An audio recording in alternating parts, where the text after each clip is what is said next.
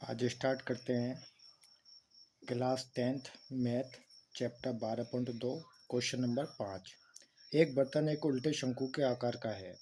उल्टे शंकु के आकार का है। उसकी ऊंचाई 8 सेंटीमीटर है और इसके ऊपरी सिरे जो खुला हुआ है यानी कि ऊपर के भाग की जो त्रिज्या है उस वो 5 सेंटीमीटर है। यह ऊपर तक पानी से भरा हुआ है। जब इस बर्तन में शीशे की कुछ गोलियां जिसमें प्रत्येक 0.5 सेंटीमीटर त्रिज्या वाले एक गोला 0.5 सेंटीमीटर त्रिज्या वाला एक गोला है। मतलब जो गोली जो डाली जा रही है उसमें उसकी त्रिज्या है जो 0.5 सेंटीमीटर है। गोला डाली जाती है तो इसमें से भरे हुए पानी का एक चौथाई भाग क्या है, एक चौथाई भाग बाहर निकल जाता है। बर्तन में डाली गई शीशे की गोलियों की संख्या ज्ञात कीजिए। तो चलो दोस्तों देखते हैं कैसे होगा ये सवाल। आ जाओ। सबसे पहले हम चित्र बनाएंगे। एक गोला है जो क्या है, उल्टे शंकु के आकार का है। तो सबसे पहले हम शंकु बनाएंगे और शंकु कैसा बनाएंगे, उल्टा। तो उल्टा शंकु बनाने के लिए ये इस तरीके का इसको मिलाएंगे।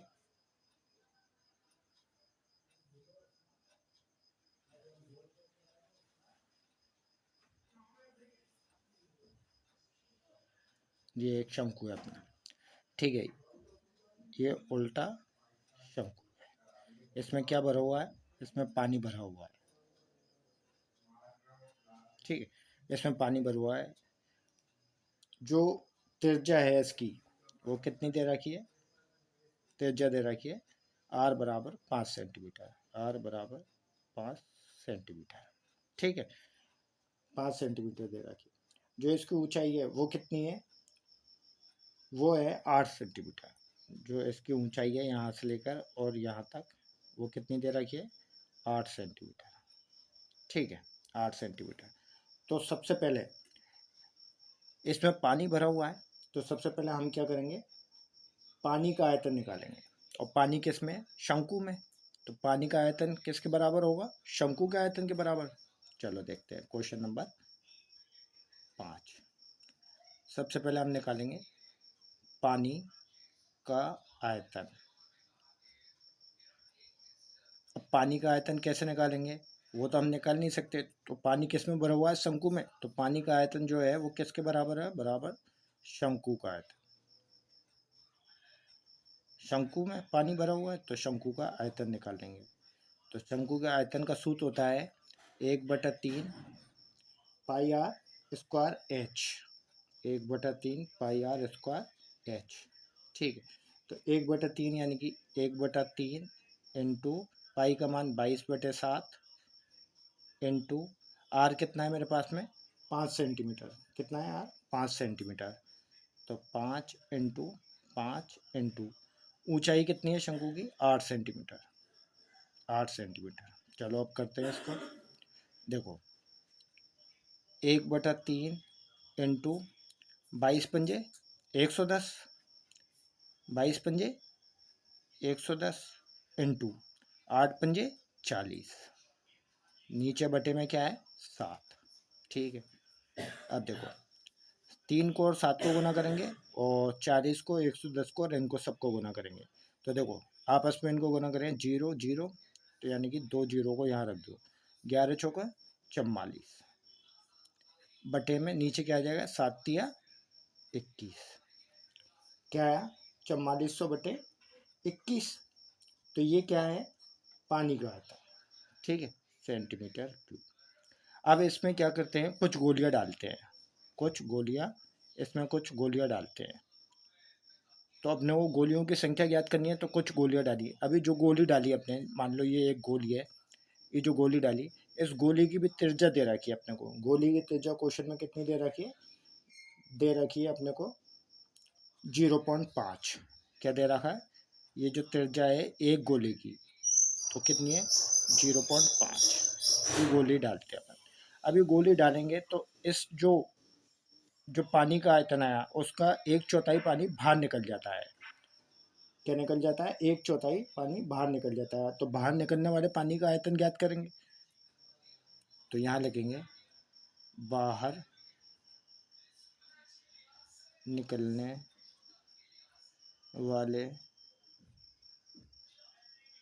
पानी का आयतन कितना निकला? 1/4।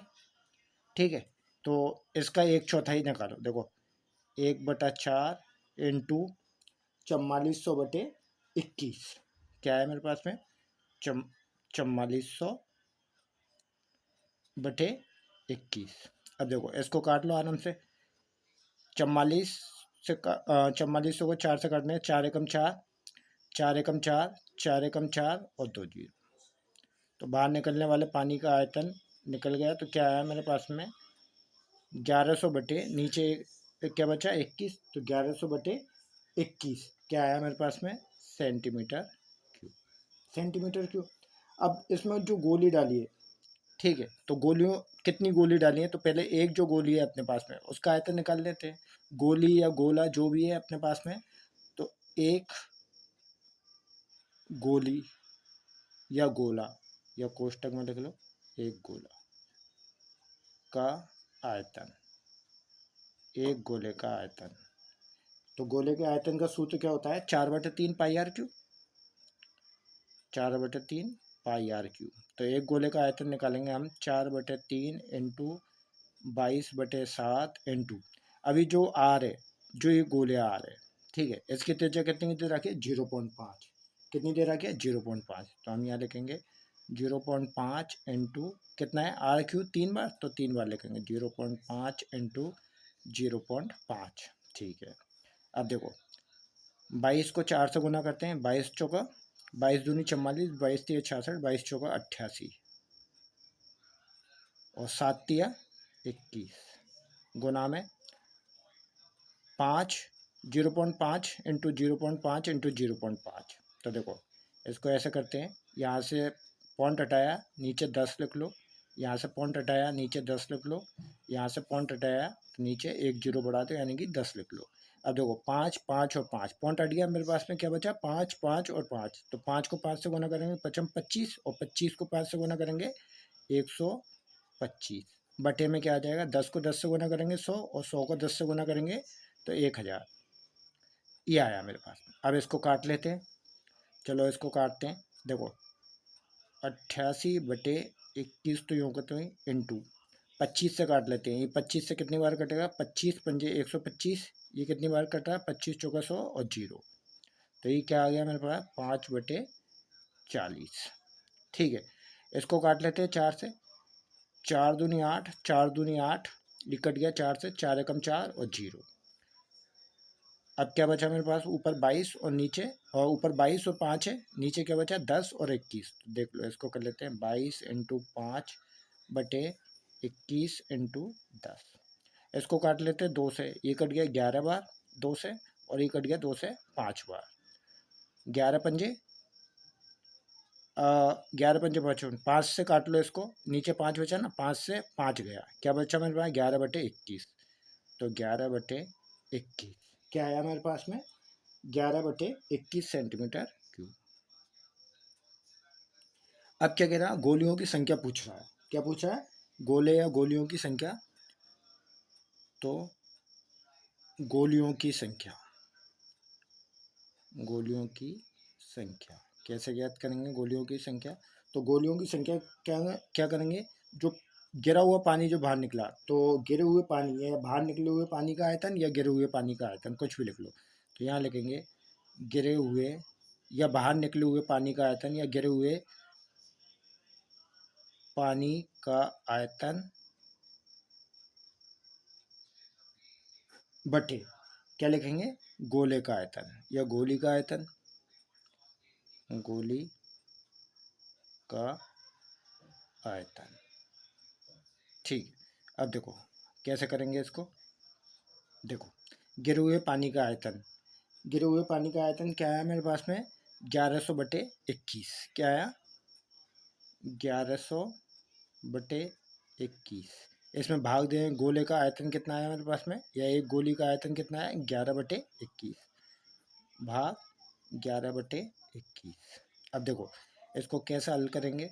सबसे ऊपर वाली संख्या को सबसे नीचे वाली संख्या से गुना करेंगे। इस संख्या को गुना करेंगे इस, तो क्या आएगा मेरे पास में 1100 इंटू 21 बटे जो दोनों संख्या बच गई इनको आपस में गुना करेंगे।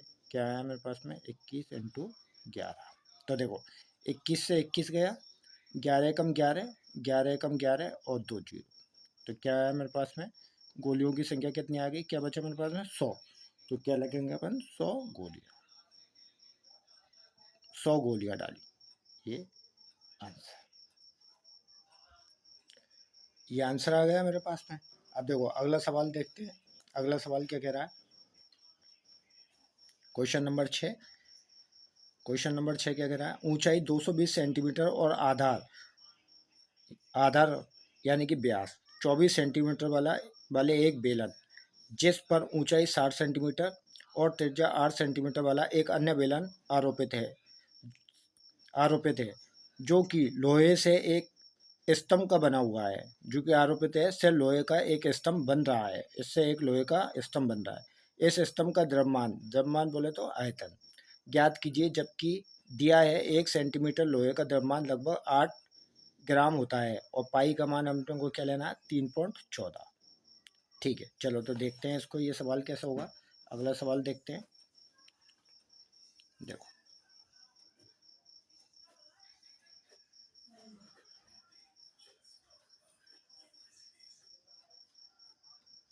क्वेश्चन नंबर 6, चलो क्वेश्चन नंबर 6 देखते हैं। क्वेश्चन नंबर 6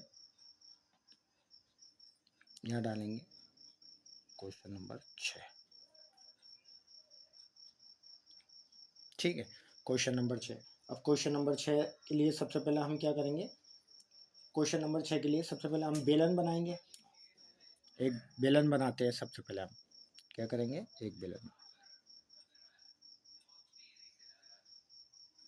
ये एक बेलन है। ठीक है, ये एक बेलन बनाया।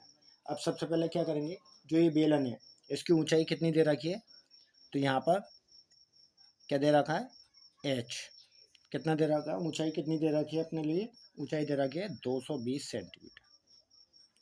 ठीक है, और जो इसका व्यास है यानी कि यहाँ से लेके यहाँ तक जो अपने को d दे रखा है, d बराबर कितना दे रखा है अपने को 24 सेंटीमीटर।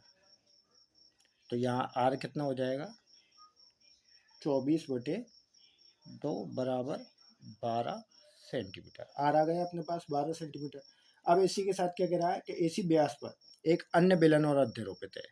ठीक है, एक बेलन और अध्यारोपित कर दिया है, यहाँ पर एक बेलन और बना लेते हैं जो इसी के ऊपर है। ठीक है, ये व्यास सेम टू सेम है। ठीक है, तो यहाँ पर एक बेलन और बना लेते हैं।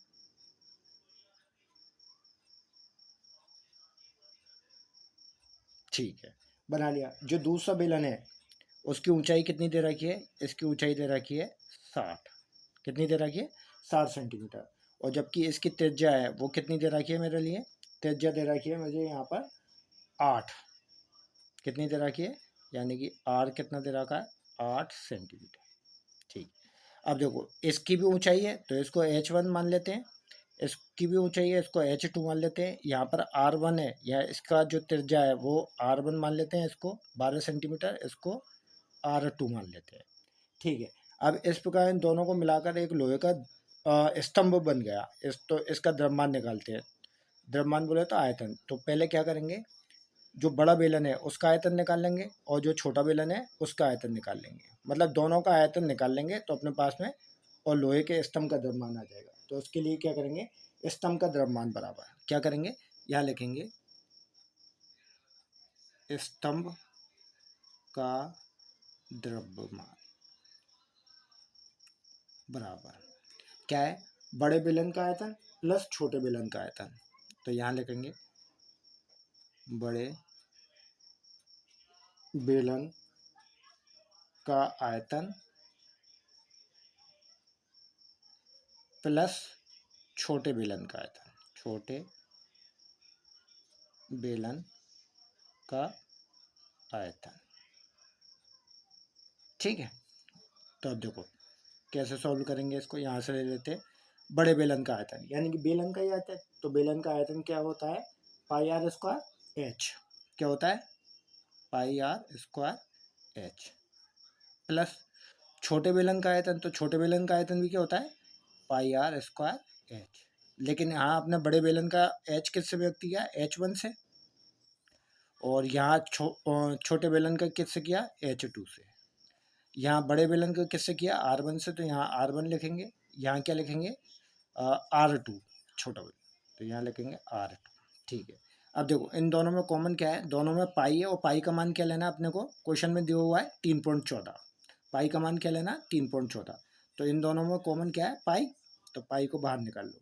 ठीक है, आर, बड़े बेलन के आर कितना है मेरे पास में, 12, तो यहाँ लिखेंगे 12 इंटू 12 इंटू बड़े बेलन का एच कितना है मेरे पास में, 220 इंटू 220 प्लस पाई कॉमन ले लिया, बाहर है, R2 कितना है मेरे पास में, 8 यानी कि आर स्क्वायर 2 बार है, तो 8 2 बार 8 इंटू 8 प्लस H2 कितना है मेरे पास में, 60, प्लस नहीं, गुना का निशान, दोनों के बीच में मल्टीप्लाई का निशान है, इंटू H2 कितना है मेरे पास में, 60। चलो अब देखते हैं इसको, अब यहाँ पाई का मान ले लेते हैं, पाई का मान क्या है, 3.14, पाई का मान क्या है मेरे पास में, 3.14। चलो ठीक है, अब देखो 12 को 12 से गुना करेंगे तो क्या आता है, 12 दूनी 24 का 4 का हसलाई 2, 12 कम 12 और 2 14, 144 इंटू 220 प्लस 8 8 64, 64 इंटू 60।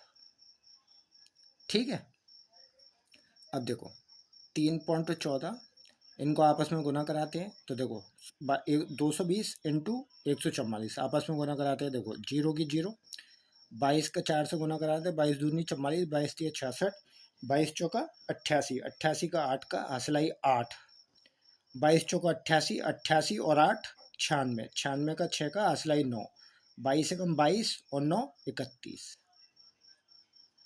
प्लस इनका आपस में गुना कराते हैं, देखो जीरो की जीरो, 6 चौका 24 का 4 का हसलाई 2, 6 36 और 2 38। ठीक है, अब आपस में जोड़ लेते हैं इनको, यहाँ लिखेंगे 3.14, इनको जोड़ लेते हैं आपस में, देखो 2 और 2 4 संख्या है, 2 और 2 4 और 1 5 संख्या है, तो अब देखो कैसे जोड़ेंगे इनको, 0 0 यानी कि 0। ठीक है, 4 और 8 12, 12 का 2 का हसलाई 1, 8 और 6 14 और 1 हासिल की 15, 15 का 5 का हासिलाई 1। ठीक है, 3 और 1 4 और 1 हासिल की 5 और 3 का 3। ठीक है, अब इन दोनों को आपस में गुना करा दो, देखो 3.14 इंटू 35 520। ठीक है, 35 520। अब देखो गुना कैसे कराएंगे, इस पॉइंट को हटा देते हैं, तो यहाँ क्या है, 2 जीरो, क्योंकि पॉइंट कितनी संख्या के बाद है, 2 संख्या इनके बाद, तो 2 जीरो। अब देखो 1 जीरो से 1 जीरो गई। ठीक है, 2 से काट लो इसको, 2 पंजे 10, इसको काट लेते हैं 2 से, 2 एकम 2, बच गया 1, हो गए 11, 2 पंजे 10, बच गया 1, हो गए 14, 2 सत्ते 14। अब देखो क्या बचा मेरे पास में, मेरे पास में बचा 157 इंटू 35 52, यानी कि 3552, और नीचे क्या आया मेरे पास में 5। अब देखो एक रफ कागज़ में अपन इनका आपस में गुना कर लेते हैं, गुना करने पर देखते हैं क्या आता है। एक कागज़ ले लेते हैं रफ,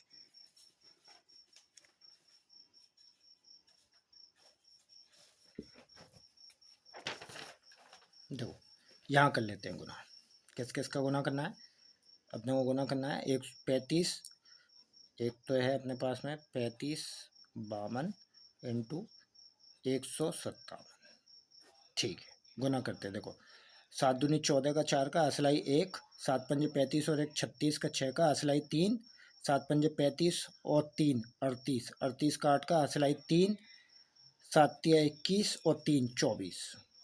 ठीक है, इंटू 5 दूनी 10 की जीरो हसलाई 1, 5 25 और 1 26 का 6 का हसलाई 2, 5 25 और 2 27 का 7 का हसलाई 2, 5 तिया 15 और 2 17, 1 दूनी 2, 1 पंजे 5, 1 पंजे 5 और 1 तिया 3। देखो जोड़ो 4 6 8 और 2 10 और 6 16 का 6 का हसलाई 1, 7 और 1 8 और 4 12, 12 और 5 17, 17 का 7 का हसलाई 1, 5 और 1 हासिल की 6, 6 और 7 13, 13 और 2 15 का 5 का हसलाई 1, 3 और 1 4 और 1 हासिल की 5। तो क्या आया मेरे पास 55 76 64। तो हम यहाँ लिखेंगे 55 76 और 64। ठीक है, नीचे बटे में क्या है 5, तो 5। अब देखो 5 का भाग देंगे इसमें, यहाँ दे लेते हैं 5 का भाग, ऐसी ऐसी संख्या में 5 का भाग दे लेते हैं। तो देखो 5 एकम 5, 5 एकम 5 और 5 एकम 5। यहाँ से क्या बचा 2, 2 के आगे ही हो गए 6 26, तो 5 25। यहाँ से क्या बचा 1, 1 के आगे 6 यानी कि 16, तो 5 दिया 15। यहाँ से क्या बचा 1, ये हो गए 14, तो 14 में 5 का भाग देंगे तो 5 दूनी 10, बच गए 4, 4 में भाग जाएगा नहीं इसलिए 0, 4 के आगे क्या है 0, तो ये होगा 40, 5 का भाग 40 में देंगे, 5 अट्ठे 40। क्या है मेरे पास में 11 15 32.8। तो यहाँ लिखेंगे 11 15, ठीक है, और 32.8। यह आया मेरे पास में 11 15 32.8 सेंटीमीटर क्यूब। ठीक है, सेंटीमीटर क्यों आया। अब क्या करेंगे, अब वो पूछ रहा है अपने से कह रहा है कि 1 सेंटीमीटर क्यूब में लोहे का द्रव्यमान। तो यहाँ लिखेंगे दिया हुआ है, क्या लिखेंगे 1 सेंटीमीटर क्यूब में